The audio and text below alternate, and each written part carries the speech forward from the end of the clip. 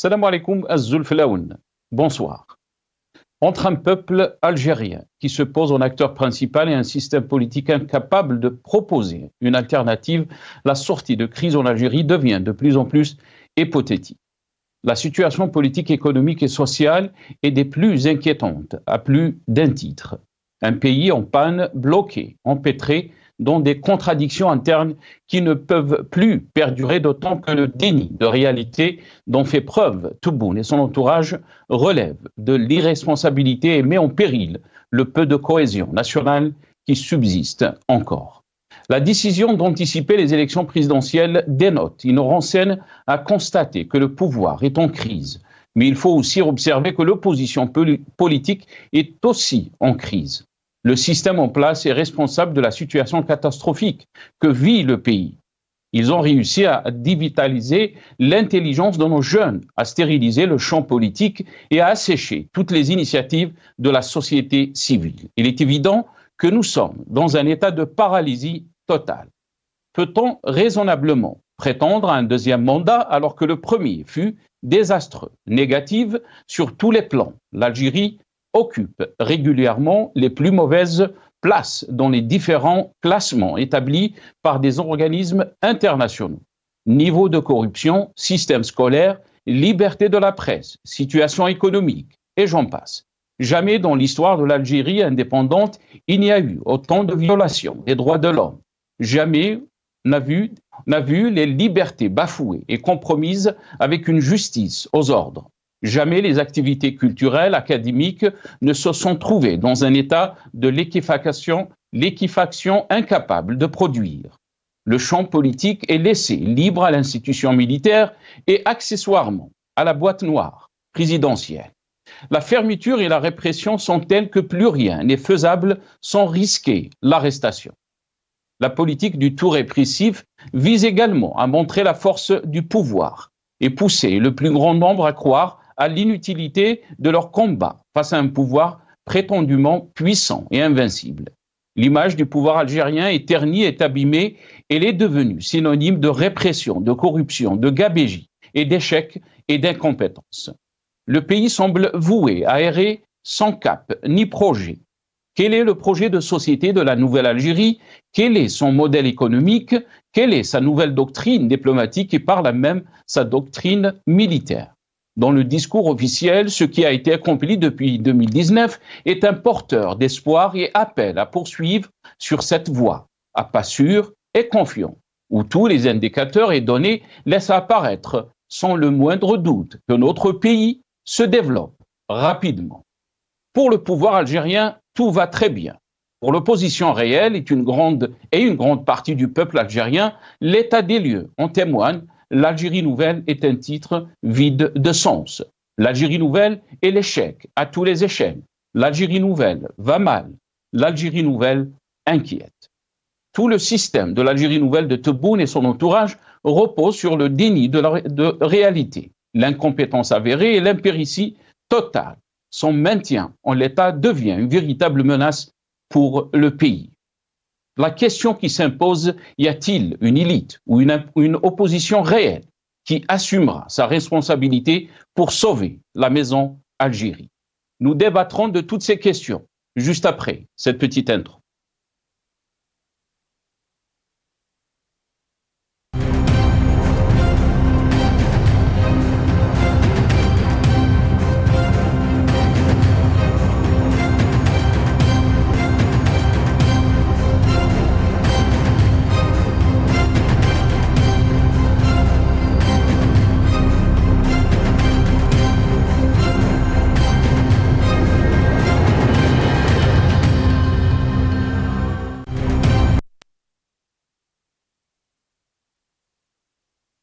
Algérie d'une crise de régime à une crise politique, quel est le rôle de l'opposition?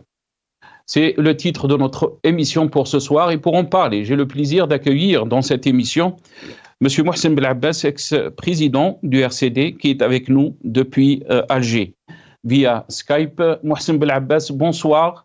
Merci beaucoup d'avoir accepté l'invitation. Marhaba bik, si Mohsen. Bonsoir à vous. à tous les téléspectateurs. Merci à vous de m'avoir invité et Sahar, à vous aussi. Merci beaucoup, Mohsen Belabès. On aura aussi le plaisir d'accueillir aussi depuis Alger Karim Tabou, opposant politique. Il sera avec nous par téléphone.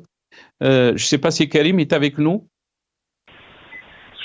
Oui, bonsoir. Ah, très bien. Marhaba bik, c'est Karim. Merci beaucoup d'avoir accepté l'invitation. Sahar Mdanik, c'est Karim. Ahlan wa sahlan. Merci. Sahar Mdankoum. Mes salutations à Al-Magharibia, aux téléspectateurs et à notre ami Mohsen. Merci beaucoup, Karim. Merci. Mohsen Belabès, je vais commencer cette émission avec vous. Je vous remercie beaucoup d'avoir accepté donc de passer à cette émission, donc d'être notre invité pour ce soir. Mohsen Belabès, je veux revenir un peu sur une question un peu personnelle, mais qui est aussi liée, si on peut dire, à tout ce que subissent actuellement donc les opposants politiques, les anciens chefs de parti. Vous avez été condamné dernièrement à 6 mois de prison, bien sûr, et j'aimerais avoir votre avis par rapport à cette condamnation. Quelle est la symbolique de cette condamnation, Mohsen Belabès? Non, tout d'abord, moi, je ne suis pas du tout surpris par cette condamnation. Ça fait longtemps que j'ai parlé de l'instrumentalisation de la justice par le pouvoir algérien pour éliminer les opposants politiques. C'est une démarche qui a été entamée en 2019 et continue son cours. Vous savez très bien que dans l'affaire dite affaire de Mohsen Belabès, il a commencé vers début 2020 et vous voyez que nous sommes en 2024 à la veille de la convocation du corps électoral. Ils ont décidé enfin de programmer l'affaire devant un tribunal et de prononcer une condamnation sur des accusations fallacieuses. Les avocats ont démontré durant toute la journée durant laquelle ils ont plaidé que le dossier est vide et que tout est fabriqué, mais il ne m'appartient pas de rentrer un peu plus dans le détail du dossier puisque c'est l'affaire des avocats. Dans tous les cas, nous allons faire appel. Mais il n'y a pas que Mohsen Belabès, que le pouvoir algérien a décidé d'éliminer de la scène politique en instrumentalisant la justice. On sait très bien qu'un certain nombre d'acteurs qui sont perçus par le pouvoir comme étant des concurrents sérieux à prendre les rênes de la décision politique dans le pays, il fallait les éliminer et l'astuce qu'ils avaient trouvée, c'est l'instrumentalisation de la justice. C'est de la même manière qu'ils poursuivent Karim Tabou en justice depuis 2020. Qui le poursuivent en justice Fodil Boumela depuis 2020. Donc, ils sont un certain nombre d'acteurs présents sur le terrain par leur discours, par leurs propositions, par leur vision d'avenir pour le pays, par leur activité de terrain que le pouvoir a voulu et continue à vouloir faire disparaître de la scène politique par l'instrumentalisation de la justice. Malheureusement pour lui, il a affaire à des personnalités quand même qui ont démontré qu'il faudra plus que l'instrumentalisation de la justice pour les faire fléchir. Donc, on essaiera bien sûr de revenir sur la décision qui a été prise par Majid Tebboune d'anticiper l'élection présidentielle. Donc, d'écourter son mandat. On va y consacrer donc quelques temps pour ça. Espérons avoir la deuxième partie de notre émission, donc une grande partie de notre émission qui va être consacrée au rôle de l'opposition réelle. On peut parler de vous, de Karim Tabou, d'autres personnalités, personnes, des partis aussi qui sont engagés dans le changement réel. Mohsen Belabès, sur la question de l'anticipation des élections présidentielles, qu'est-ce que vous en pensez? Qu'est-ce que cela dénote de faire écourter le mandat de Majid Tebboune et de faire avancer donc cette élection au mois de septembre? Majid Tebboune avait fait une interview, il a avancé donc les raisons de cette décision. On va revenir sur les raisons, mais avant de vous donner la parole, on va écouter la réponse de Majid Tebboune et je reviens à vous juste après. أسباب تقنية محضة ما تأثر لا على ضرورة الانتخابات ولا على كيفية سيرورة الانتخابات. والباقي كله فلسفة وتكهنات، اللي يبغيك يشوف فيها أمور إيجابية واللي يكرهك يشوف فيها أمور سلبية وخلاص. عمر لأن يبان لي باللي المواطن يكون أكثر استعداد لإدلاء بصوته، يعني لأن تقريبا يكون انتهى من وقت العطلة، سواء عطلة شخصية وعائلية، وكل الناس تكونوا رجعوا للوطن، والمواطنين تاعنا اللي عايشين في الغربة يكونوا رجعوا للعمل تاعهم. هذاك هو الوقت المناسب مع الدخول، بداية الدخول الاجتماعي تكون انتخابات، واعتقد انها تكون إيجابية إن شاء الله. Wassim Belabès, vous avez entendu donc les raisons du chef de l'État, Al-Majid Tebboune, qui a donc parlé. Les raisons sont purement techniques. Qu'est-ce que vous en pensez donc, votre avis, Wassim Belabès? Dès le départ, il y avait des discussions à l'intérieur des rangs du pouvoir sur l'idée d'avancer des élections.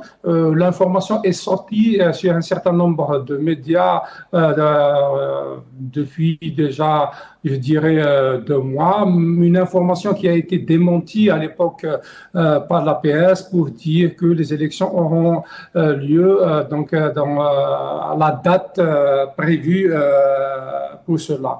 Mais la réalité, c'est que d'abord, il y a un événement important qui est programmé pour le fin septembre, début octobre. C'est la visite de Abdelmajid Tebboune en France, une visite qui a été reportée à plusieurs reprises. En réalité, la visite d'Abdelmajid Tebboune en France a occupé la scène médiatique durant 5 ans. Il a occupé la scène médiatique parce que c'est une information qui est traitée essentiellement par les médias français, et vous connaissez très bien l'impact des médias français s'agissant de ces questions. Oui. Mohsen Belabès, pourquoi Al-Majid Tebboune? Pourquoi c'est pas le prochain président? Non, justement, j'y arrive. L'essentiel, c'est que je suppose que les Français ne voudraient pas recevoir chez eux un président candidat, ils voudraient recevoir un président élu. Au lieu de réfléchir encore une fois à reporter cette visite d'État, comme elle a été reportée à plusieurs reprises, la reporter vers le mois de janvier, mois de février, mois de mars 2025. Ils les ont préféré la maintenir cette fois, je suppose, suite à une pression des Français, et de décider de chambouler le calendrier électoral algérien, d'autant plus que pour le pouvoir algérien, c'est une occasion d'envoyer une forme de message subliminal au sein du système qui serait tenté, eux, de se présenter à cette élection, parce que le pouvoir voudrait dire à tout le monde que l'élection de 2024, c'est une élection comme toutes les élections qu'a connues l'Algérie depuis 1962, mais cette fois-ci, ils préfèrent le dire directement, pas de manière directe parce que la loi ne leur permet pas, mais à travers des messages subliminaux tels que avancer la date d'élection, tels que la déclaration faite par le président du Sénat sur la candidature, sur le deuxième mandat d'Abdelmajid Tebboune, telles que les images diffusées à travers la chaîne de télévision algérienne à l'occasion du discours prononcé par Abdelmajid Tebboune devant les 2 chambres du Parlement. On a vu très vite que dès qu'il y a eu une manœuvre sur une demande d'un deuxième mandat de la part d'un député, la caméra a zoomé sur le chef de l'état-major qui a été montré en train d'applaudir. Donc, c'est des messages subliminaux qui sont envoyés au peuple algérien pour dire qu'il n'y aura pas d'élection. Abdelmajid Tebboune aura son deuxième mandat. Cela ne veut pas dire, de mon point de vue, que c'est définitivement réglé, parce qu'on connaît très bien que le pouvoir algérien a toujours fonctionné par des guerres de clans, même si par moments ils sont moins audibles, voire moins visibles visibles, mais ils sont toujours là. Une bonne partie, comme d'habitude, des cadres qui sont dans les rangs du système savent très bien que c'est très difficile d'assumer un deuxième mandat de Majid Tebboune, surtout si on veut régler un certain nombre de problèmes à l'international. Moi, je dirais que, par exemple, il ne faut pas espérer régler nos problèmes avec le Mali, le Niger, voire même avec l'Espagne et connaître un retour à la normalité si jamais nous avons un deuxième mandat de Abdelmajid Tebboune. Donc, il y a des cadres à l'intérieur du régime algérien qui pensent qu'ils ont intérêt, s'ils veulent relancer l'Algérie sur la scène internationale, s'ils veulent un nouveau souffle, à réfléchir à une autre alternative que Abdelmajid Tebboune. Voilà. Mais vous avez aussi un certain nombre de cadres, notamment les plus âgés, les grabataires du système, qui, eux, savent très bien qu'ils dépendent du maintien de Abdelmajid Tebboune à la tête de la chefferie de l'État. Dès qu'il y a un nouveau chef de l'État, on sait très bien qu'il y a un certain nombre de changements qui vont être opérés. Donc, ils préfèrent, eux, le maintenir. Malheureusement, c'est que actuellement, les centres de décision, ils sont entre les mains de ces grabataires, entre les mains de ceux qui dépendent du maintien d'Abdelmajid Tebboune comme chef de l'État, d'où la tendance est plutôt à un autre mandat pour Abdelmajid Tebboune. Un deuxième mandat. Très bien. Très bien. Reste avec nous, Mohsen Belabbas. Karim Tabou, bien sûr, on en a discuté, on en a débattu par rapport à cette question, les causes techniques qui ont été avancées par Abdelmajid Tebboune pour l'anticipation des élections présidentielles, mais aussi, on a parlé aussi de, l'APS a parlé de cette boîte noire présidentielle. On va juste écouter ce petit passage et je reviens à vous, Karim Tabou. يبدو أن الإعلان عن تقديم تاريخ تنظيم الانتخابات الرئاسية إلى شهر سبتمبر القادم قد فاجأ الكثيرين، ويدل هذا الإعلان على أن رئيس الجمهورية يثق في شعبه ومواطنيه وناخبيه وفي حكمهم ووعيهم. وبطبيعة الحال بدأت بعض الأصوات المعتادة في تصور السيناريوهات الأكثر سخافة لعجزها عن فك رموز العلبة السوداء الرئاسية، فالكلام حر والتكهنات مجانية. Karim Tabou, de quelle boîte noire présidentielle on est en train de parler? Est-ce qu'on est en train de parler d'un pouvoir occulte, d'un pouvoir clanique? Votre réaction, Karim Tabou? Merci Nasser. Je vais essayer de présenter quelques remarques sur le sujet d'une manière générale. En tout cas, incluses des affaires en justice contre les opposants. On comprend très bien que depuis 2019, le pouvoir essaye d'arranger ses propres affaires. Tout ce qui se passe dans ce pays est lié beaucoup plus aux questions relevant de la gestion du pouvoir plus que la gestion de l'État. C'est-à-dire que toutes les lois qui ont été promulguées pendant toute cette période-là, toutes les décisions pratiquement qui sont prises sont de nature à trouver des débouchés politiques pour le pouvoir et non pas pour le pays, parce que le pays a été bloqué et l'opportunité du Hirak, on a bien vu que le pouvoir s'était opposé d'une manière claire, nette et précise.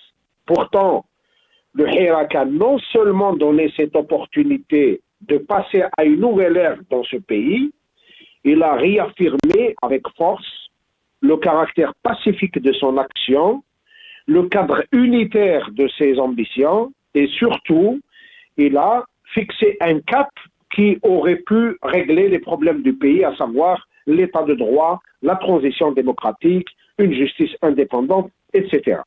Donc, je remarque très bien, et dans beaucoup de nos débats, on revient sur un certain nombre de détails, mais en fait, si nous voulons regarder les choses avec sérénité, on s'aperçoit que finalement, Le pouvoir se passe de tout protocole. Le pouvoir se passe de toutes les règles politiques. Le pouvoir fait ce qu'il veut. Le pouvoir instrumentalise la justice, instrumentalise l'administration, instrumentalise les services de sécurité. Et il a assiégé le peuple algérien. Aujourd'hui, le peuple algérien est interdit d'expression. Les seuls qui sont autorisés à faire partie de la scène politique, c'est ceux qui ont choisi de mener un travail en direction du pouvoir, pour des intérêts qu'ils peuvent avoir du pouvoir, plus que de la société. En fait, vous avez évoqué au début la question de l'élite et de l'opposition. Je pense qu'il y a deux catégories et il va falloir un jour faire un effort politique et intellectuel pour essayer de distinguer ces deux pôles, ces deux groupes. Il y a des hommes politiques, des partis politiques, des intellectuels qui continuent de croire à la possibilité d'une alternative qui vient par le peuple, qui vient par l'idée, qui vient par le combat pacifique, qui vient par le génie du peuple algérien. Et il l'a bien montré de par le passé. Et la révolution en est un des exemples majeurs de ce génie. Et puis, il y a une autre catégorie qu'on peut appeler les partis politiques, on les appelle comme on veut, l'élite, qui considère désormais qu'on ne peut rien attendre du côté du peuple, plutôt on s'acoquine avec le pouvoir dans l'espoir de partager avec le pouvoir quelques espaces d'existence, quelques intérêts matériels. Donc, la scène est divisée en deux. Ceux qui tournent leur regard, leurs espoirs vers le peuple et ceux qui ont choisi de tourner le dos au peuple et d'aller vers le peuple. Concernant l'anticipation de l'élection, très bien. Également à ce niveau-là, ça reste un point de vue personnel. J'aime pas qu'on dise qu'on a anticipé l'élection. Je pense qu'on a anticipé le deuxième mandat. C'est-à-dire, au fait, le chef de l'État, le pouvoir lui-même, dans tous ses composants, même avec quelques malentendus, quelques crises qui peuvent apparaître par-ci, par-là, sur un certain nombre de choses. Mais en tout cas, l'intention étant d'avoir un chef de l'État en septembre et que l'élection est désormais, parce qu'ils se savent vaincus du côté de la population, parce qu'ils savent très bien que le peuple algérien, qu'on avance ou qu'on recule dans les mêmes conditions politiques, le peuple algérien a disqualifié ce pouvoir, a acté son divorce avec le pouvoir. Donc, le pouvoir prenant acte de ce divorce, il a décidé de faire son élection pour lui à travers ses propres instruments. Et d'ailleurs, il y a quand même deux choses qui me semblent être intéressantes à remarquer, à relever. D'abord, la coïncidence entre le communiqué qui a été rendu public par l'Élysée et le communiqué qui a été rendu public par le Mouradia. Et ils sont complémentaires. Le premier communiqué, il nous annonce que le chef de l'État va effectuer une visite d'État. Et quand on dit visite d'État, ça prend tout le sens de la visite. Et ils ont même nommé le président Abdelmadjid Tebboune va effectuer une visite d'État vers la fin septembre, début octobre. Ça veut dire merci Monsieur Macron de nous avoir donné les résultats des élections. Merci Monsieur Macron de nous avoir désigné notre président. Mais nous ne voulons pas, Monsieur Macron, que vous nous traitez comme des indigènes du temps de la Révolution. C'est pour cette raison, il y a ceux qui ne veulent pas être de simples indigènes et on décide à leur place, et ceux qui acceptent d'être tout simplement les sujets de l'histoire. Et sur cela également, vous remarquez très bien que finalement, l'annonce de l'anticipation de l'élection s'est faite après le communiqué de l'Élysée, et on peut déduire que les autorités algériennes ont dû arranger cela avec les autorités françaises, autant dans la programmation de la visite que dans la tenue des élections. Et encore une fois, les autorités algériennes ont trouvé plus intéressant, plus important de faire part de tout cela aux Français qu'au peuple algérien. Et le peuple algérien, on est le dernier à être au courant de ses propres affaires. Donc, sur la question des élections, moi, je pensais de communiquer en sceller le sort de cette élection, en bien expliquer que cette élection n'a absolument aucun sens dans le domaine de la compétition, dans le domaine démocratique, etc. Le deuxième élément, on sait très bien que le chef de l'État, dans la constitution qui a été d'ailleurs boudée par le peuple algérien, il a une disposition constitutionnelle qui lui permet à lui d'avancer la date des élections. Certains vous diront que c'est une procédure constitutionnelle, c'est une décision constitutionnelle. Mais la question qui est posée, c'est le cadre dans lequel le chef de l'État a choisi pour annoncer l'avancement de la date des élections. Et bien, le cadre n'étant pas un cadre constitutionnel, lorsque vous voyez autour d'une table réunis le président de la Cour constitutionnelle, le ministre de l'Intérieur, le chef d'état-major, le président du Sénat, le président du Parlement, le ministre de l'Intérieur, et puis le président, entre guillemets, de la haute instance indépendante des élections, et pour décider pour prendre une telle décision, vous voyez très bien que le cadre n'étant ni constitutionnel ni approprié, c'est plutôt un cadre politique, ce sont des annonces anticipées pour dire que le chef de l'État, finalement, a besoin d'être chef de l'État à cette date-là, et le peuple arrive en seconde position, que le peuple algérien soit impliqué, soit concerné, mais en tout cas le pouvoir ne tient pas compte vraiment. Et enfin, 30 secondes, enfin, dans n'importe quel pays du monde, lorsque vous entendez un chef de l'État prononcer ces mots,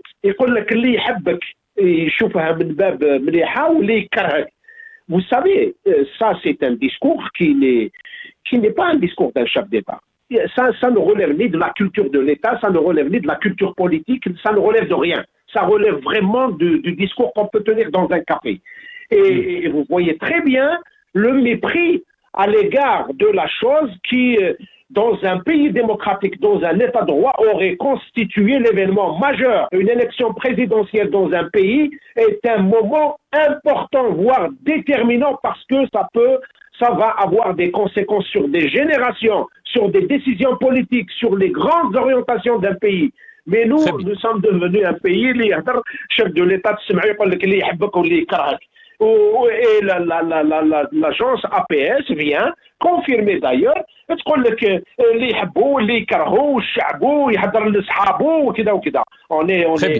est désormais, on n'est pas dans un État qui fonctionne selon les normes d'un État. On n'est pas un pouvoir. Karim, parce que j'aimerais aussi, parce que la deuxième partie, on veut consacrer le maximum de temps, et ça, bien sûr, la question que vous avez posée, la question de l'opposition réelle, mais aussi de l'élite.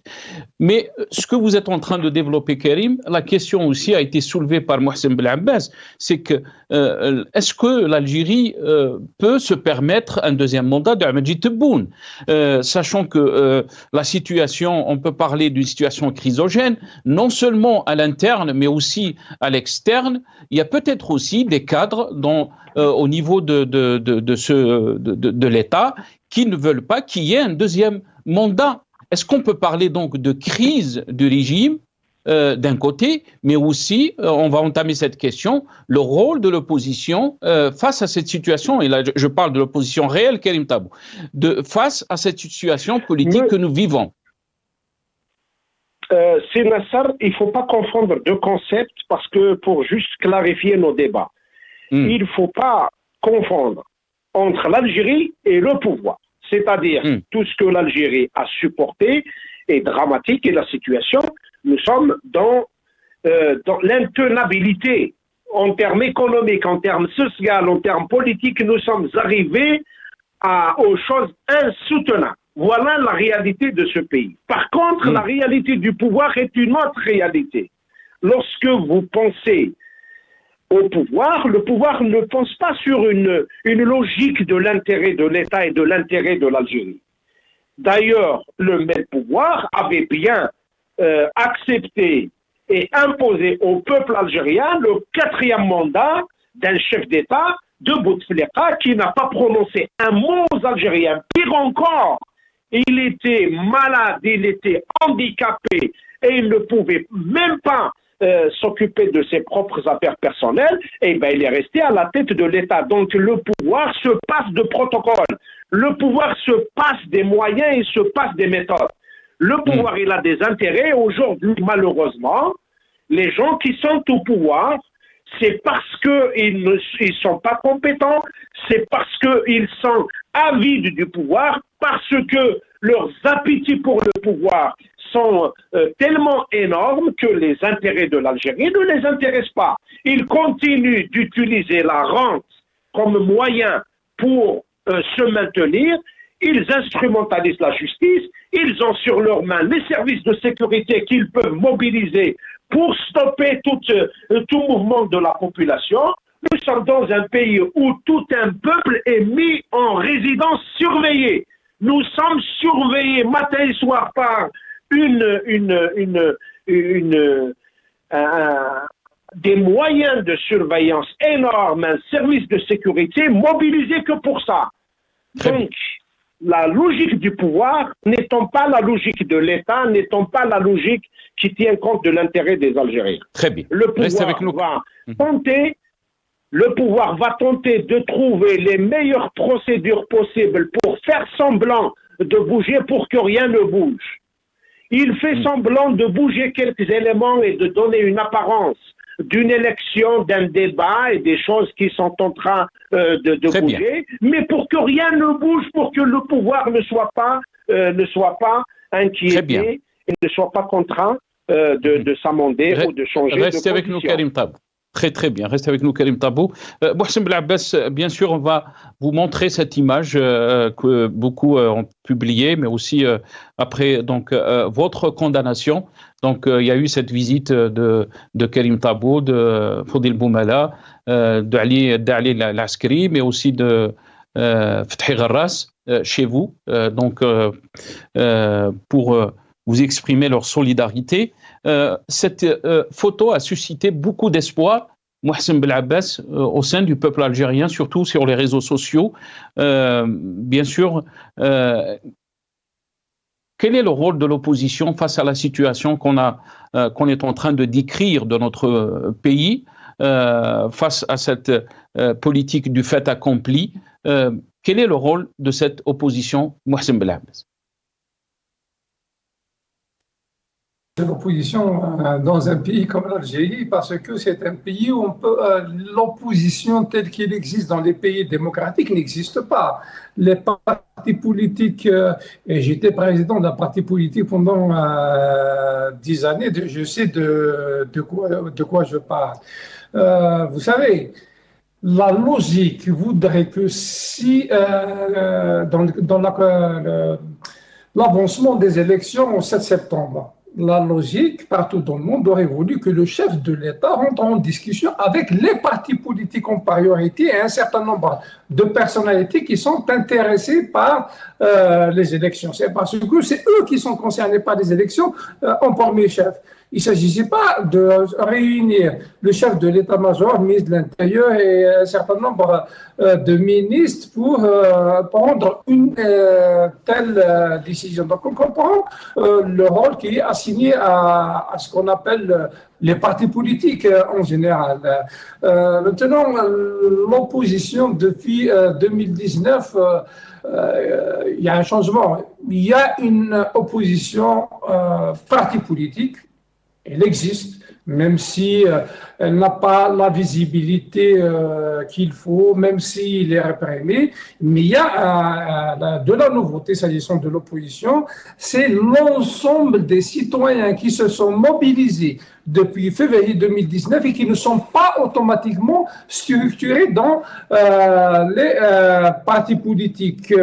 Ces gens-là on les retrouve à l'occasion d'un certain nombre d'événements, on les retrouve sur les réseaux sociaux, ils ont un discours, ils communiquent, ils se rencontrent entre eux. Beaucoup parmi eux ont subi la répression du pouvoir, puisqu'ils sont un certain nombre à avoir fait de la prison, un certain nombre, en réalité, c'est des centaines à avoir fait de la prison.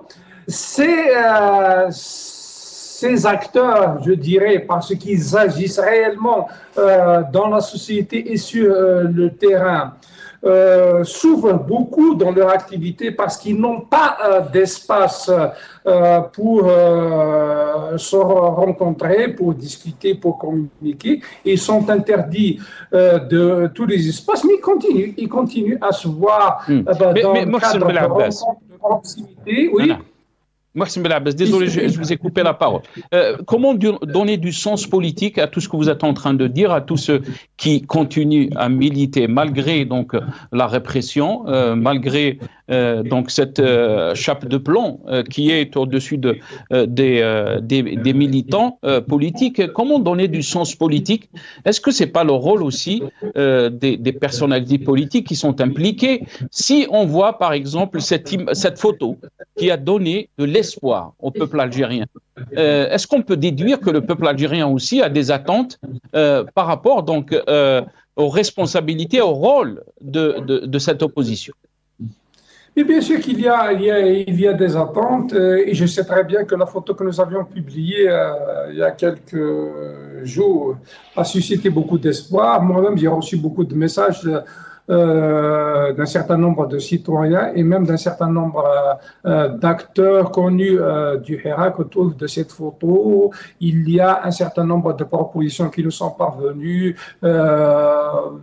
Donc, des propositions qui ne sont pas toujours les mêmes, voire des fois, ils sont diamétralement opposés, mais tout le monde, parmi ces gens qui ont réagi, pense qu'il est important qu'un certain nombre d'acteurs politiques continuent à se voir, mais aller au-delà de la photo et de la rencontre pour produire du discours, produire des positions et réfléchir à des actions concrètes pour rétablir un peu l'action politique dans notre pays.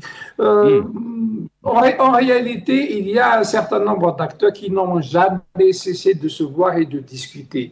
Mais il y a de la difficulté sur le terrain, personne ne peut la nier. Il y a une répression féroce contre les acteurs politiques de l'opposition. Il y a une instrumentalisation de la justice. Vous savez, nous avons un mandat d'Abdelmajid Tebboune dédié exclusivement à la répression et à l'instrumentalisation de la justice. Moi, je n'ai rien vu d'autre durant ce mandat d'Abdelmajid Tebboune. Donc, c'est de l'arrestation des Algériens qui tiennent à leur liberté et à leur dawa, leur traduction devant les tribunaux, leur condamnation, leur libération, leur nouvelle arrestation. Donc nous avons vécu à 5 ans dans ce climat. La seule nouveauté qu'on peut remarqué durant ce mandat d'Abdelmajid Tebboune, c'est qu'il a attendu 2024, l'année des élections présidentielles,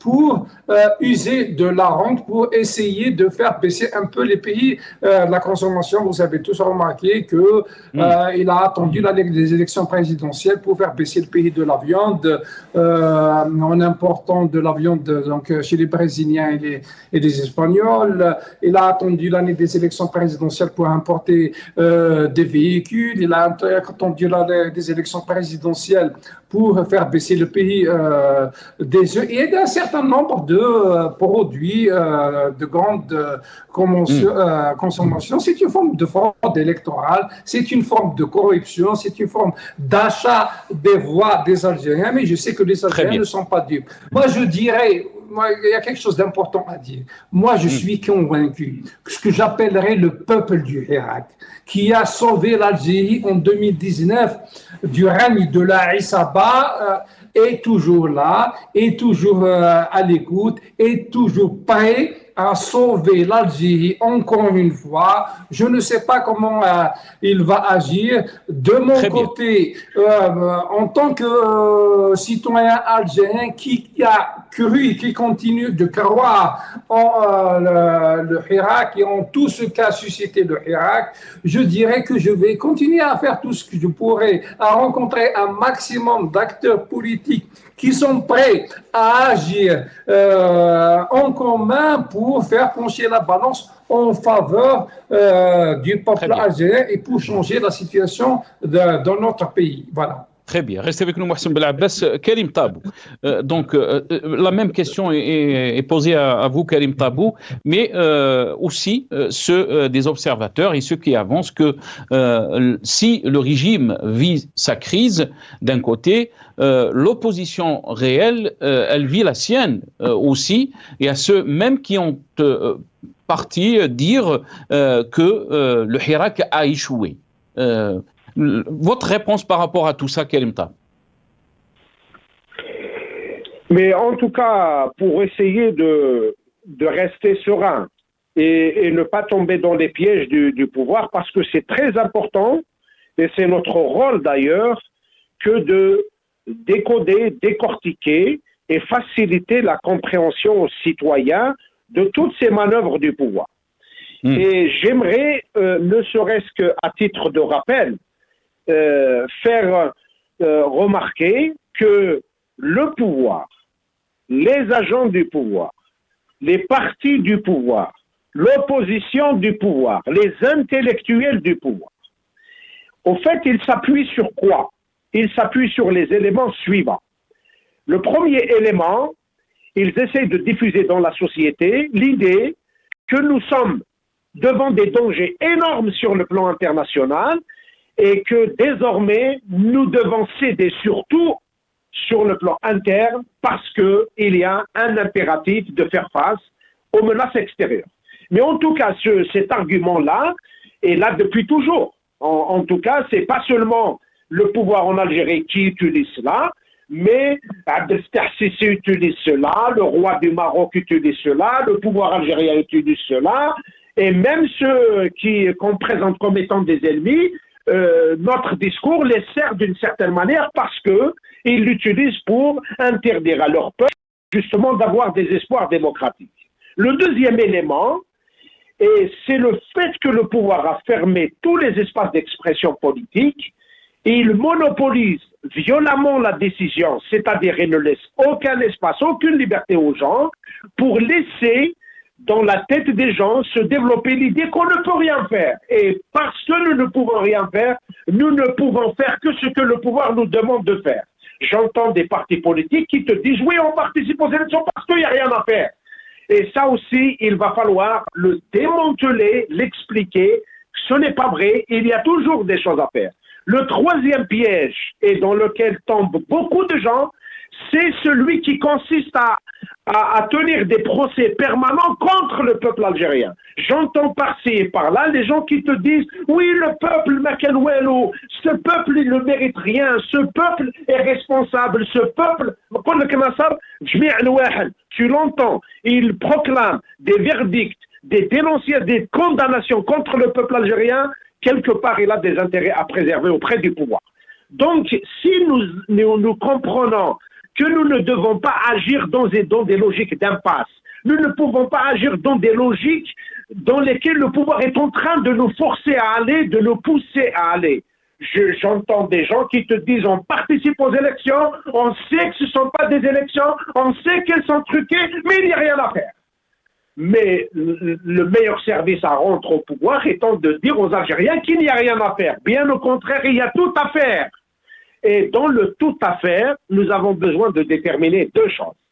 Le premier, c'est le cap sur lequel nous voulons arriver. Et je pense une grande partie du Hirak, des animateurs politiques qui assument justement le discours du Hirak, parce qu'aujourd'hui, ce n'est pas le fait d'avoir la légitimité d'avoir été au Hirak qui est importante, mais c'est le fait de rester constant par rapport aux revendications du Hirak. Le Hirak, comme l'a si bien expliqué c'est Mohsen, et j'y adhère complètement, a sauvé le pays, a besoin également de sauver à chaque fois le pays quand on est face au risque. Et je pense, malgré toutes les tentatives de faire effacer le Hirak, ses traces sur les réseaux sociaux, sur le terrain, les interdictions, les arrestations, les perquisitions, le contrôle absolu sur les publications, mais tout cela n'a pas effacé cette réalité qui est là, et le peuple algérien est plus que jamais déterminé à ne pas se laisser faire. Maintenant, par quel instrument?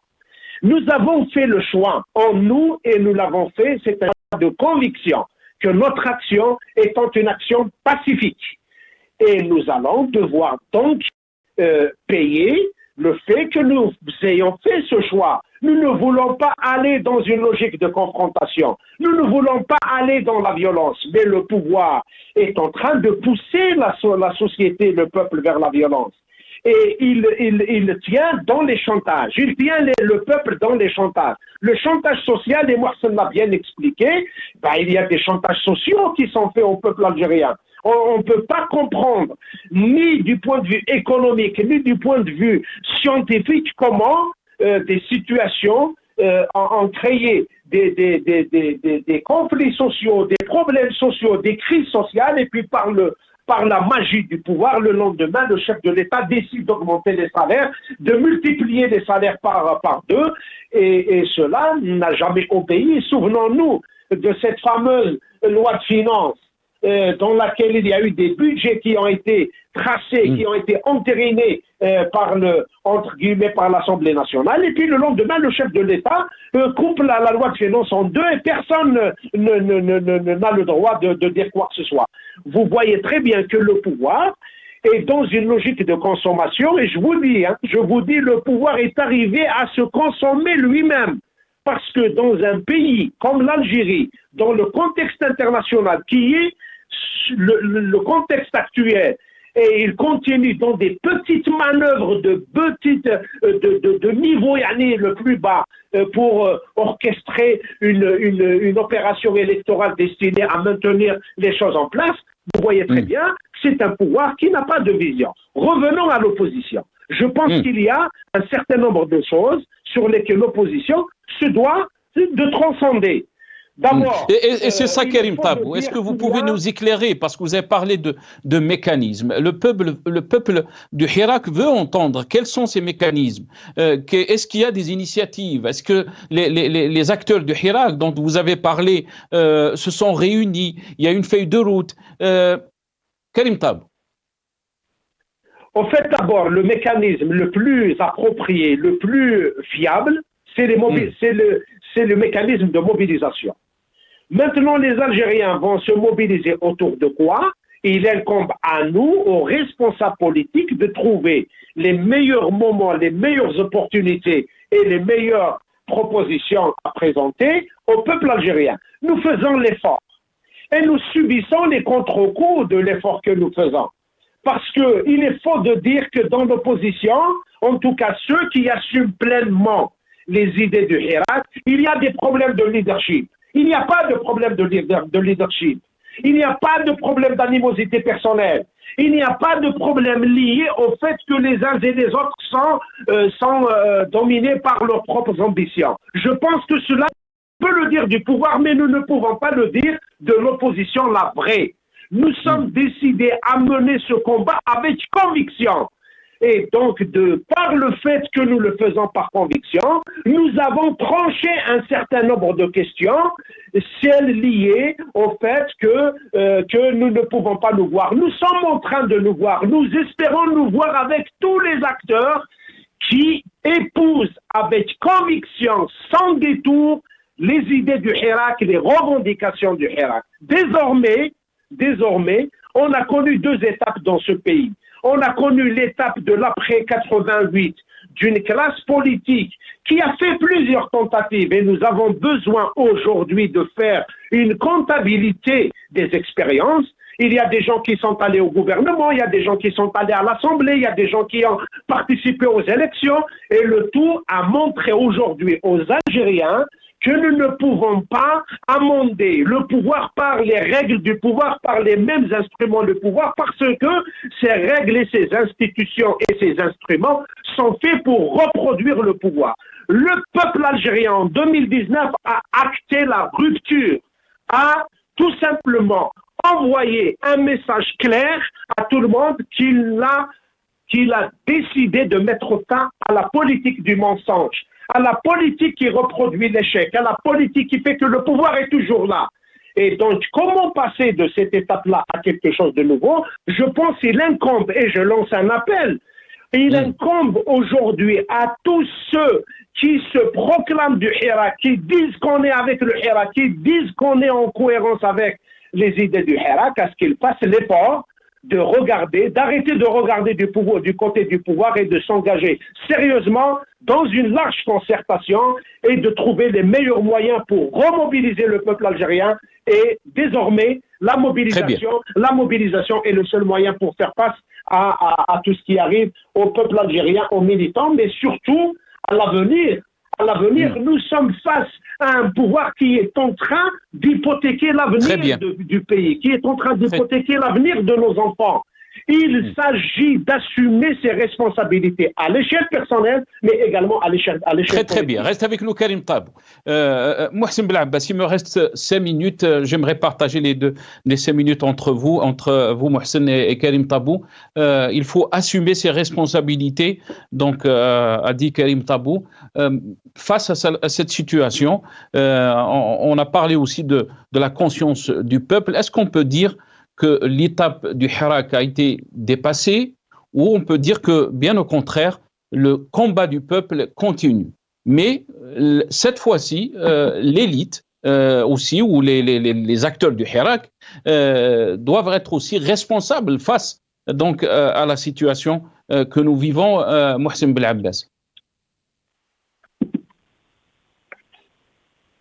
Qui n'a jamais disparu, il continue, il doit continuer, mais plus que jamais, les Algériens doivent se remobiliser et s'impliquer un peu plus par des débats, par de la concertation, par la construction de passerelles entre différents acteurs. Nous ne sommes pas tous d'accord et c'est normal que nous ne soyons pas tous d'accord, mais en politique, il s'agit de construire des convergences pour agir dans l'intérêt du pays. Nous sommes dans une situation assez grave. Nous avons affaire à un pouvoir, un chef de l'État qui a réussi l'exploit de faire regresser l'Algérie de plusieurs années. Et on n'a pas seulement perdu 5 années. Nous avons régressé d'une dizaine, voire d'une vingtaine d'années sur tous les plans. Pas seulement sur le plan des libertés, pas seulement sur le plan de la justice, pas sur le plan des médias, mais sur tous les plans. Moi, je rigole quand je vois le chef de l'État s'enorgueillir d'avoir augmenté le salaire des Algériens d'un pourcentage, là avancé, je pense 49%, et il dit arriver à 100% d'ici 2 années. Ce qu'il ne dit pas, c'est que les pays ont augmenté de plus de 400%. Si l'Algérien pouvait s'acheter une voiture à 50 millions il y a à peine 4 ans, 5 ans. Maintenant, le véhicule le moins cher disponible, pas des véhicules nouveaux, ils sont à 200 millions, donc c'est plus de 400%. Nous connaissons tous les pays au niveau des marchés, comment ils ont monté. Donc, c'est le salaire algérien, pour qu'il soit rétabli dans la situation où il était il y a quelques années, il doit être augmenté d'un minimum de 400%, ce qui est impossible dans un pays où il n'y a pas d'économie de production, dans un pays qui continue à dépendre des hydrocarbures, dans un pays où l'essentiel des dirigeants continuent à dépendre de la rente. Donc on doit se réveiller un peu pour dire que la situation est assez grave pour se remobiliser, pour se mettre en mouvement, pour reconstruire des passerelles, discuter, construire des convergences, agir sur le terrain. Je n'ai pas la solution miracle, mais le minimum c'est de se revoir, le minimum c'est de discuter, le minimum c'est de construire ces passerelles. Merci beaucoup, Mohsen Belabbas. Karim Tabou, je vous laisse donc le mot de la fin. Est-ce que le Hirak de 2019 a été seulement une étape donc de cette révolution pacifique qui veut donc changer de système en Algérie? Vous avez parlé de rupture avec le système. Très rapidement, Karim Tabou. En tout cas, depuis le Hirak, le pouvoir n'a réussi de remobiliser que sa clientèle. Ceux qui étaient là du temps de Bouteflika, du 3e, du 4e, du 5e mandat, sont remobilisés, sont les mêmes. Le pouvoir n'a pas progressé, le pouvoir n'a pas gagné les batailles politiques. Bien au contraire, son recours permanent à la force policière, à la manipulation et à l'instrumentalisation de la justice montre bien que sur le terrain politique, nous l'avons battu. Il a perdu les batailles politiques. Et c'est pour cette raison, il a recours à la force, à la puissance par la manipulation de l'État, des institutions de l'État. Concernant la responsabilité de l'opposition, je pense qu'il y a eu beaucoup de choses qui ont fait que l'opposition s'était retrouvée dans une attitude défensive. D'abord assiégée par un milieu médiatique qui est mobilisé dans une logique de propagande par le pouvoir pour essayer de diminuer de la puissance, de la crédibilité de l'opposition. Deuxième des choses, il y a le pouvoir qui a ce grand aspirateur et qui essaye en permanence d'aspirer les plus fragiles d'entre nous. Les plus fragiles d'entre nous vont être aspirés par le pouvoir. Mais, durant 10 secondes, le peuple algérien a fait preuve de puissance, il a mis en échec toutes les manœuvres du pouvoir. En tout cas, nous allons nous remobiliser, nous allons gagner ce